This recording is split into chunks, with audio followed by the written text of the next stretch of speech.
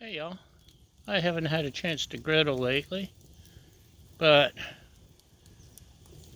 that doesn't mean I can't have hamburgers.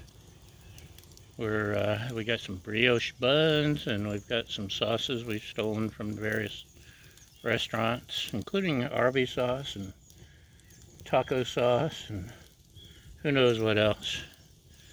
Oh, some Chick-fil-A sauce. Anyway, we're gonna be eating good, even if it ain't on the griddle. There's the hammock. Yay! Okay.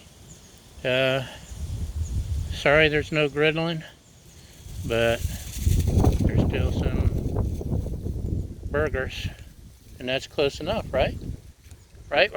Right. Okay. Thanks for watching. We'll see you next time. Bye!